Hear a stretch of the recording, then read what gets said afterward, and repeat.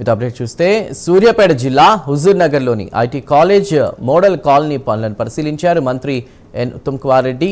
హుజూర్ నగర్లో 116 ఎకరాల్లో నిర్మిస్తున్న 2160 సింగిల్ బెడ్రూమ్ ఇళ్లతో మోడల్ కాలనీ రాష్ట్రానికి ఆదర్శంగా నిలుస్తుందని తెలిపారు మంత్రి. కాలనీ నిర్మాణానికి 125 కోట్లతో పాటు అదనంగా 20 కోట్లు మంజూరు చేసినట్లు వెల్లడించారు. లబ్ధిదారుల ఎంపిక పూర్తిగా పారదర్శకంగా జరుగుతుందని తెలిపారు. అర్హులైన వారికే ఇళ్లు కేటాయిస్తామని, అనర్హులకు అవకాశం ఇస్తే కఠిన చర్యలు తీసుకుంటామని హెచ్చరించారు. జాబితాలో ఎవరైనా అనర్హులు ఉంటే నేరుగా ఫిర్యాదు చేయాలని ప్రజలకు సూచించారు ఉత్తమ్ కుమార్ రెడ్డి. మా అంచనాల ప్రకారం 148 లక్షల మెట్రిక్ టన్నులు రాబోతున్నది.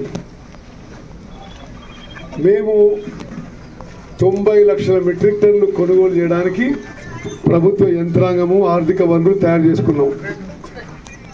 పదే అర్ధరహిత విమర్శలు చేసే వాళ్ళకి నేను ఒకటే అంటున్నా, భారతదేశంలో ఏ రాష్ట్రంలో ఎక్కడ వరి పంట, ఏ ఒక్క పంట కూడా ఇంత వరి ధాన్యం ఏ ప్రభుత్వం కొనుగోలు చేయలే. తెలంగాణలో ఇప్పుడు మన కాంగ్రెస్ ప్రభుత్వం కొనుగోలు చేయబోతుంది. 90 లక్షల మెట్రిక్ టన్నుల వరి ధాన్యం కొనుగోలు చేయబోతున్నాం. దాంట్లో సన్న రకం అంటే మా అంచనాలు ఇది, ఎట్లొస్తే అట్లా కొనుక్కుంటూ పోతాము.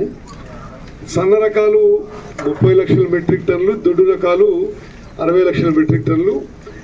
రాష్ట్ర వ్యాప్తంగా 8251 ప్యాడీ పర్చేస్ సెంటర్స్ ఓపెన్ చేస్తున్నాము.